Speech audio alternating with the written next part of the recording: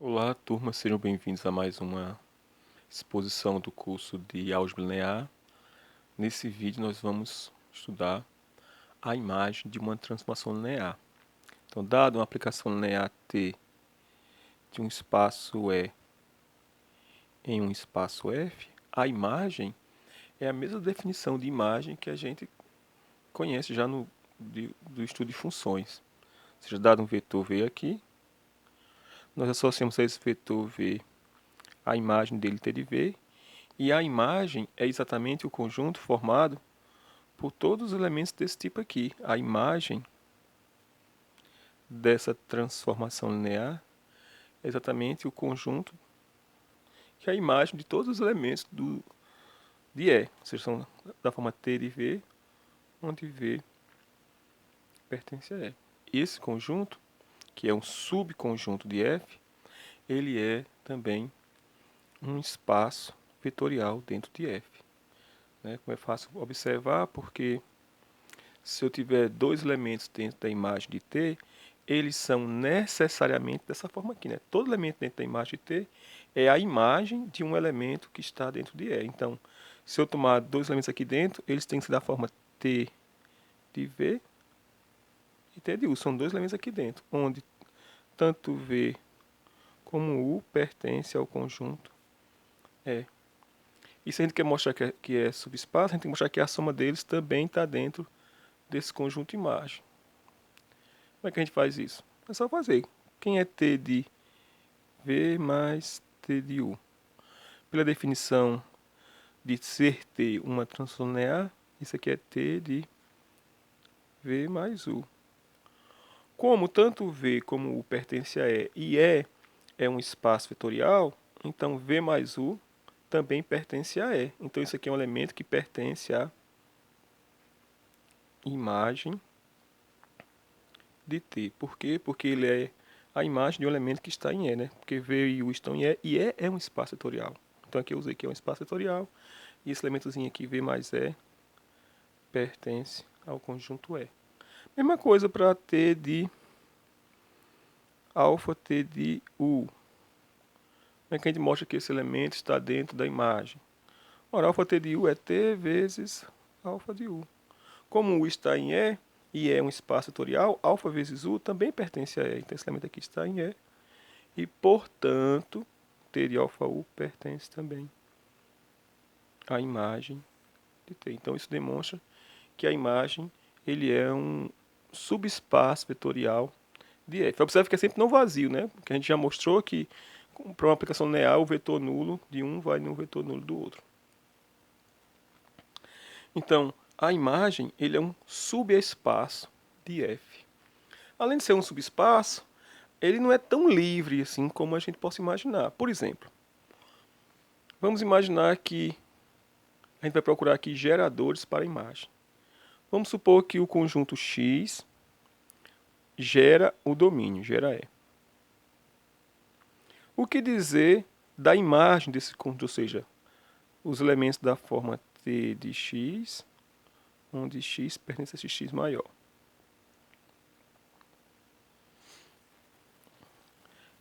T de X são elementos que estão em F, né? A aplicação de E em F. Então isso aqui é um subconjunto de F. Será que ele gera a imagem? A imagem da aplicação linear?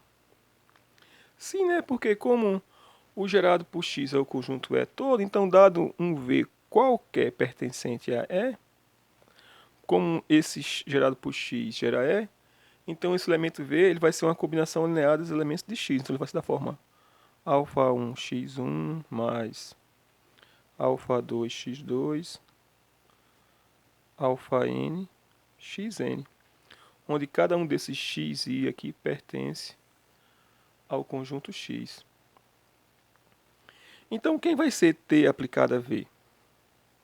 Que é o elemento aqui genérico da imagem. Ora, T aplicada a V vai ser T aplicada a tudo isso aqui. Isso aqui é o elemento V. O V ele é uma combinação linear dos elementos desse conjunto X que gera E. Então T aplicada a V vai ser T vezes aplicada a alfa1 x1 mais alfa 2 x2 até alfa n xn. E agora a gente sabendo que tem a aplicação linear, a gente pode reescrever essa expressão toda como sendo alfa 1 t de x1 mais alfa 2 t de x2 e assim sucessivamente até alfa n t de xn. Ou seja, se o conjunto x gera o espaço E, a imagem desse conjunto, né, t de x, onde x pertence a x maiúsculo, ele vai gerar a imagem. Porque, dado um vetor V qualquer pertencente a E, arbitrariamente, ele é uma combinação linear dos elementos de x, da forma 1x1, alfa 2 até alfa n xn. Então, t aplicado a V vai ser t aplicado isso aqui tudo. Você pode colocar os escalares para fora. Isso aqui é uma combinação linear dos elementos que estão em t aplicado a x minúsculo, onde x pertence a esse maior aqui. Então, isso quer dizer que uma aplicação linear leva um conjunto gerador de E em um conjunto gerador da imagem da aplicação. Não leva no conjunto gerador de F, não. Gera um conjunto gerador da imagem. Então, isso nos dá, por exemplo, um limite para a dimensão da imagem. Então, se a imagem, se a aplicação linear leva conjunto gerador em conjunto gerador, então vamos imaginar que a gente tem uma aplicação T aqui, que vai do espaço vetorial E em um espaço vetorial F, e a dimensão desse espaço vetorial E seja igual a N. O que a gente pode dizer da dimensão da imagem dessa aplicação linear? Nós acabamos de mostrar que a aplicação linear leva conjunto gerador de E em conjunto gerador da imagem. Então, isso quer dizer que, como a base é um conjunto que, além de ser ele gera, a base tem n elementos, então um conjunto com n elementos aqui, que vai ser um conjunto gerador, vai ser levado em um conjunto com n elementos também na imagem, que vai gerar a imagem de T. Só que esse conjunto pode ser linearmente independente ou não.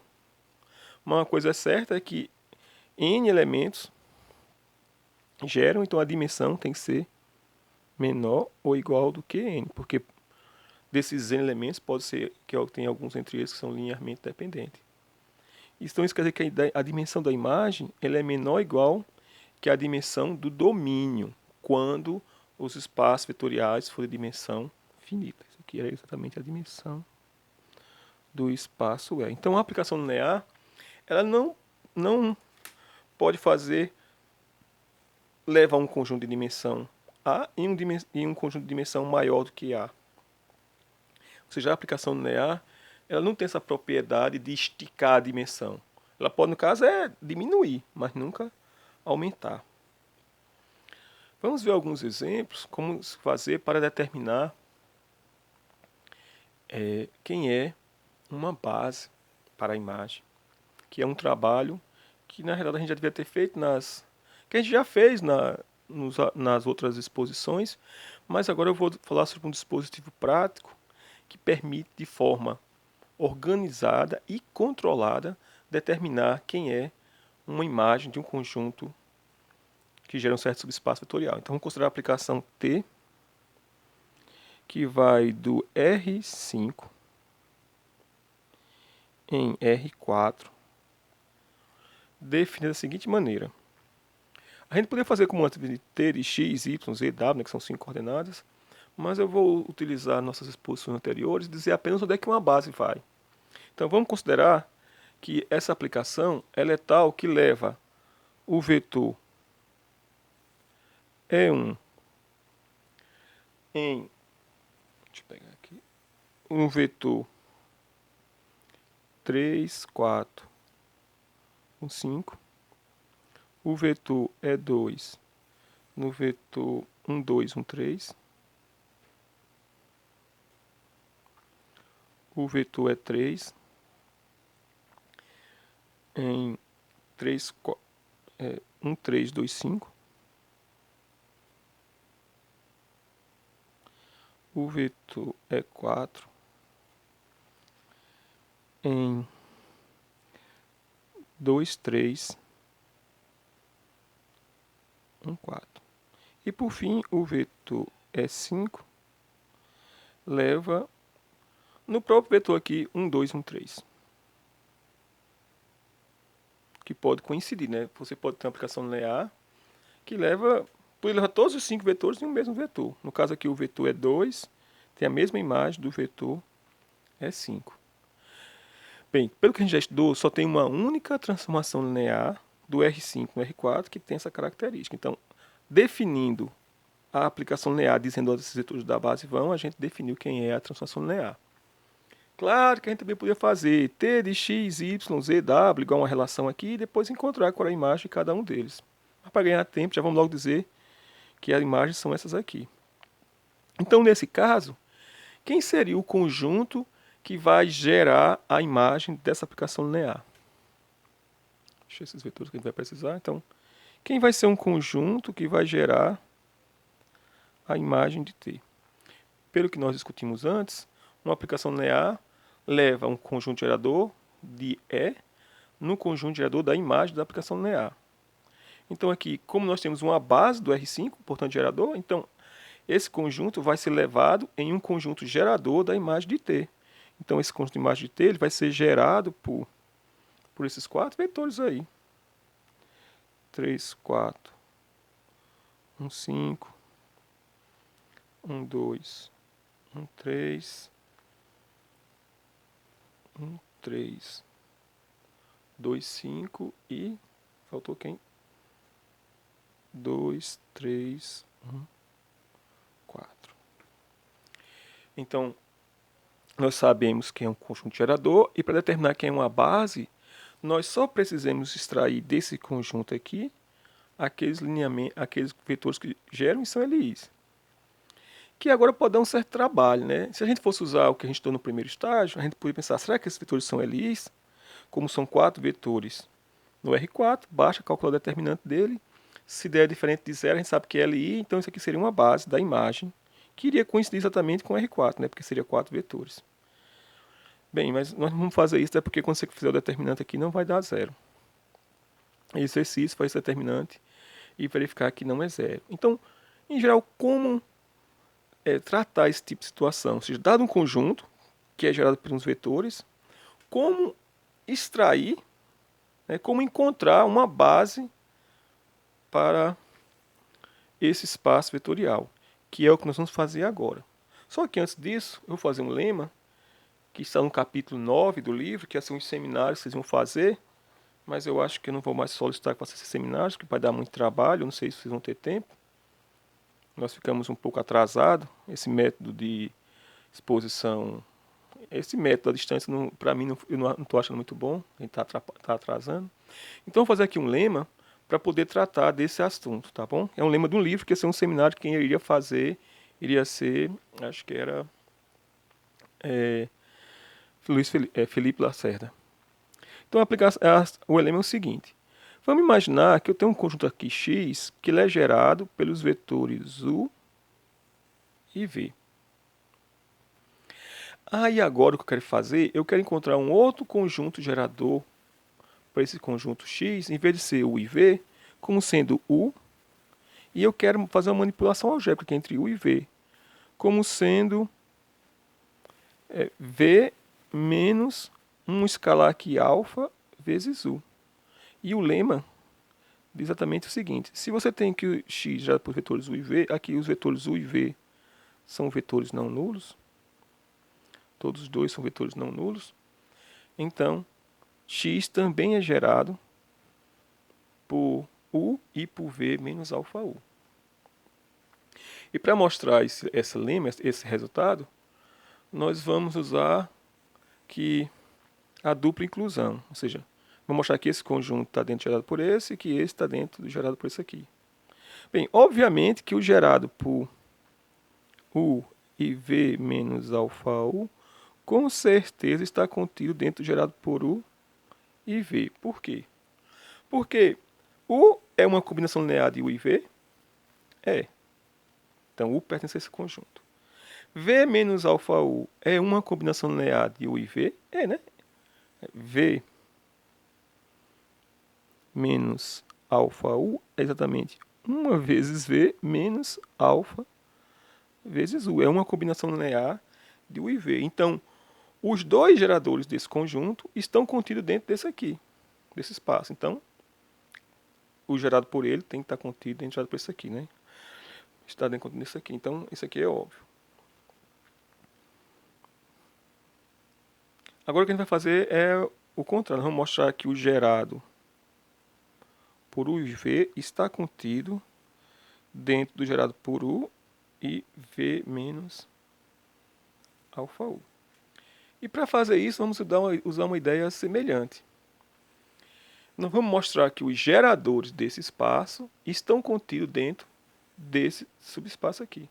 Isso aqui é um subespaço, né? Gerado por U e V menos alfa U é um subespaço vetorial. U está aqui dentro? Está, né? Aqui U. Então, o que falta a gente demonstrar, como U já pertence ao gerado por U e V menos alfa U, o que falta demonstrar é que o elemento V pertence a esse aqui. Então, como é que a gente escreve V como sendo uma combinação linear desses dois vetores? Então, como a gente só pode mostrar que V, falta mostrar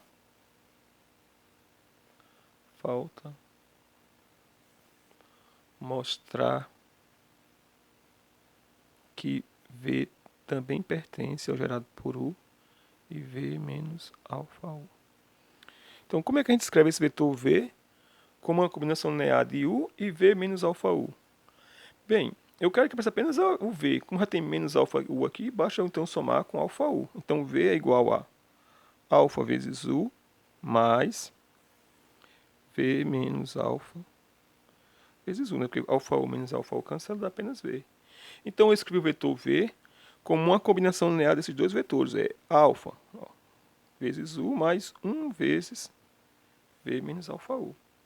Então, tanto como U como V, então como tanto U e V pertence a esse subespaço, então o gerado por ele também vai pertencer a esse subespaço. Então, o gerado por U e V está contido no gerado por U e V menos alfa U.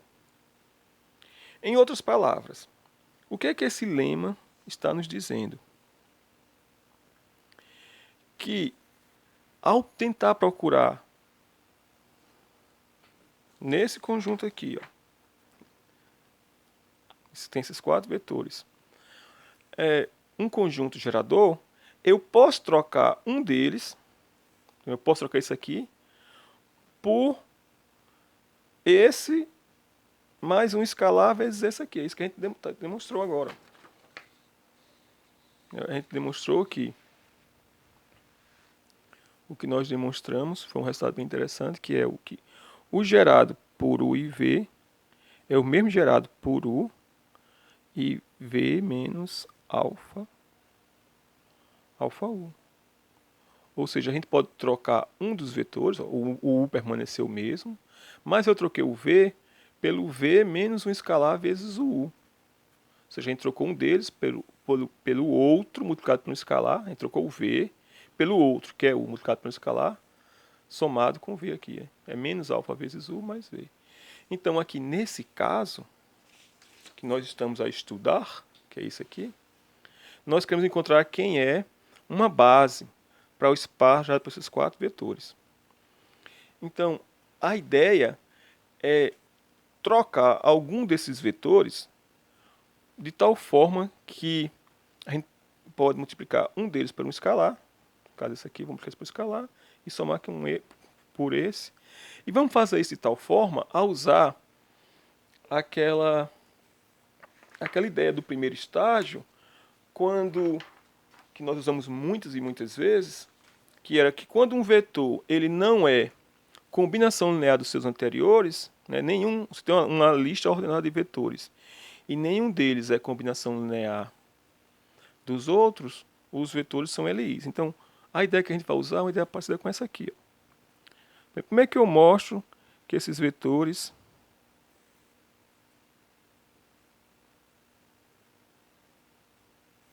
são linearmente independentes. Vou colocar mais aqui, tá bom? 0, 1, 2, 3, 4. E por fim, 1, 3, 2. Ou seja, são 5 coordenadas. Como é que nós mostramos que esses 5 vetores são linearmente independentes? Isso aqui é uma revisão, tá, do primeiro estágio. A gente poderia argumentar assim. Olhe, observe que para esse vetor 1, 3, 2, 1, 5, a primeira coordenada dele é 1. E para os demais, a primeira coordenada é sempre 0. Aí, por mais que eu multiplique escalares por esses 3 primeiros vetores, nunca vai dar 1 aqui, né? Porque aqui vai ficar sempre 0 na primeira, 0 e 0. Então, esse vetor aqui, ele não é combinação linear dos 3 anteriores. Agora, vamos pegar esses dois aqui, ó. O terceiro com o primeiro e o segundo. Esse terceiro vetor, ele tem 1 na segunda coordenada. Enquanto os outros dois têm quantos na segunda coordenada? 0 e 0. Então, esse vetor aqui, o terceiro, que eu estou passando lápis aqui em cima, ele pode ser combinação linear dos anteriores, não pelo mesmo motivo, né? Porque por mais que eu multiplique por escalares aqui alfabetos de dois vetores, a segunda coordenada vai ser sempre 0. Então, acho que todo mundo já lembrou, essa é uma forma de você argumentar. Só que ao invés de fazer assim, que é uma explicação envolvendo muitas palavras, se a gente coloca esses vetores em forma de uma matriz, será que não ajuda? Vou colocar eles em forma de uma matriz para você ver a diferença. Vou começar com esse vetor aqui. 1, 3, 2, 1, 5. Depois esse outro. Eu estou escrevendo primeiro os que tem menos 0, tá bom?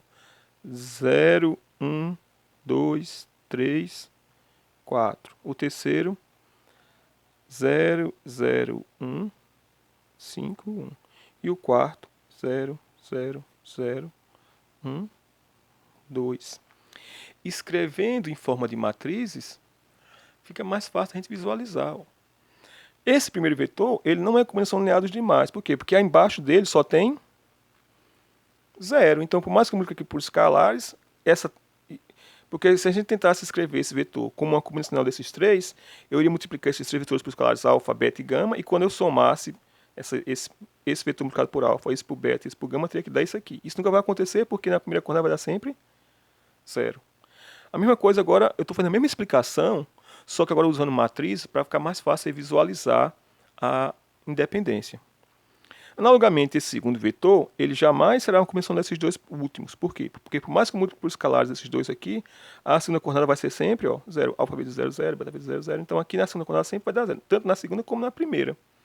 Ou seja, esse segundo vetor, ele não é a combinação linear dos outros dois. A mesma coisa com esses dois vetores aqui.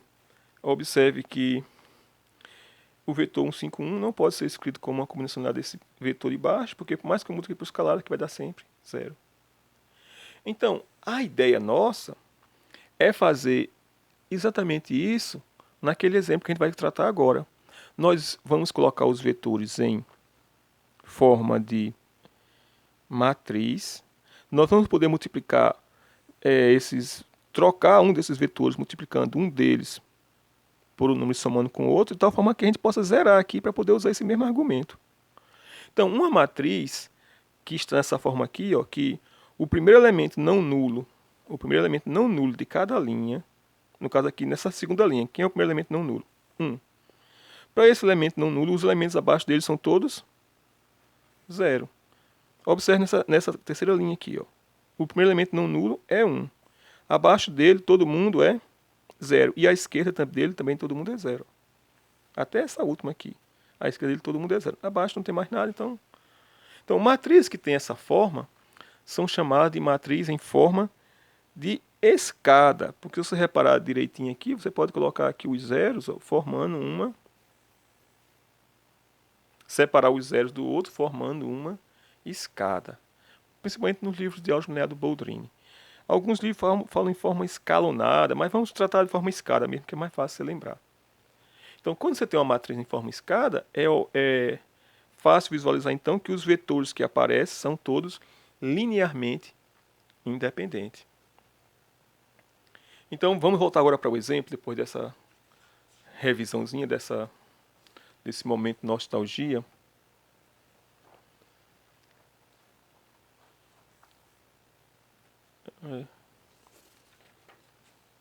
Então, o que nós queremos fazer é verificar que esse conjunto de vetores é linearmente independente. Para fazer isso, ou que não seja linearmente dependente, mas encontrar uma base para esse espaço. Então, para fazer isso, nós vamos escrever esses vetores em forma de matriz. Como a gente vai querer multiplicar, por exemplo, um vetor pelo número e somar com o outro, de forma a zerar os elementos mais à esquerda possível, é mais fácil multiplicar. Por exemplo, se eu quisesse zerar isso aqui, eu posso multiplicar isso aqui por menos 3, porque vai dar menos 3, somar com 3 dá 0. Se eu fosse começar com esse, seria um pouco mais problemático, né? Porque para zerar isso aqui, eu teria que multiplicar esse 3 por 1/3. Aí 3 vezes 1/3 dá menos 1/3. Menos 1/3. Menos 1/3 vezes 3 dá menos 1. Mais 1 dá 0. É mais fácil trabalhar com números inteiros. Então vamos escolher para nossa primeira linha esses vetores que tem exatamente começando com 1. Então eu escrevi aqui a matriz para ganhar um tempo, que é formada por esses vetores. Observe que eu coloquei nas primeiras linhas os vetores que começam com 1. E vamos trabalhar com ela. Então, eu sei que se eu multiplicar essa linha pelo número e somar com essa e trocar esse vetor pela multiplicação desse primeiro vetor por esse escalar, não vai alterar o espaço gerado por esses vetores. Foi isso que a gente viu no lema. Então eu posso, como eu quero zerar aqui esse 2, eu vou multiplicar essa linha 1 por menos 2. Então eu vou pegar a primeira linha, vou multiplicar por menos 2 e vou somar com a linha 3. E o resultado disso eu vou mandar para a linha 3. Fazer isso de forma organizada. Analogamente eu quero zerar aqui a quarta linha, e eu estou usando a primeira linha, então eu vou multiplicar por menos 3. Menos 3 vezes a linha 1 mais a linha 4. E o resultado disso eu vou mandar para a linha 4. Então vamos fazer isso. Vai dar uma outra matriz aqui. A primeira... Na verdade, a gente também poderia aproveitar logo aqui e zerar também a segunda linha, né? Que é simplesmente multiplicar a primeira linha por menos 1 e somar com a linha 2 e o resultado disso ir para a linha 2. Vai tudo de uma vez. Então a primeira linha não vai se alterar, vai continuar 1, 2, 1, 3. Mas a segunda linha a gente está fazendo é menos a linha 1 mais a linha 2. Então, menos 1 mais 1, 0. Menos 2 mais 3, menos 1.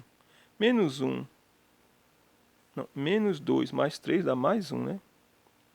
Menos 2 mais 3 dá mais 1. Menos 1 mais 2 dá mais 1. E menos 3 mais 5 dá mais 2. Agora vamos trabalhar na linha 3. É menos 2 vezes essa mais esse. Menos 2 mais 2 dá 0, coisa boa. Menos 2 vezes 2 dá menos 4. Menos 4 mais 3 dá menos 1. Menos 2 mais 1 dá menos 1. E menos 2 vezes 3 dá menos 6. Menos 6 mais 4 dá menos 2. E por fim, menos 3 vezes 1. Menos 3 vezes 1 dá 0. Menos 3 vezes 1 dá menos 3. Menos 3 mais 3 dá 0. Menos 3 vezes 2 dá menos 6. Menos 6 mais 4 dá menos 2. Menos 3 vezes 1 dá menos 3. Menos 3 mais 1 dá menos 2. Menos 3 vezes 3 dá menos 9. Menos 9 mais 5 dá menos 4. E agora a gente observa que, por exemplo, que a primeira linha, a terceira linha, a quarta linha é múltiplo da outra, né? Ou seja, se eu multiplicar essa terceira linha aqui por 2, dá exatamente menos 2, menos 2, menos 4. Ou seja, esse vetor aqui, menos 2, 0, 0, menos 2, menos 4, é exatamente duas vezes isso daqui. Então eu posso retirar ele do conjunto que eu estou trabalhando. Analogamente acontece com esse terceiro, né? Se eu multiplicar a segunda linha por menos 1, dá menos 1, menos 1 e menos 2. Então, na realidade, essa matriz aqui, ela ainda pode ser escrita da seguinte forma. Nós vamos continuar com os vetores 1, 2, 1, 3, 0, 1, 1, 2. E, por fim, 0, 0, 0, 0 e 0, 0, 0, 0. Porque a gente simplesmente, essas outras duas a gente trocou pela segunda porque é a mesma coisa. Então, quem é um conjunto gerador? São apenas esses dois vetores aí. Então, a imagem de T é gerada por esses vetores 1, 2, 1, 3 e 0, 1, 1, 2. E a dimensão da imagem de T é igual a 2, porque esses vetores são linearmente independentes. Pessoal, obrigado por ter assistido. Eu vou parar porque acabou a memória do celular. Até a próxima.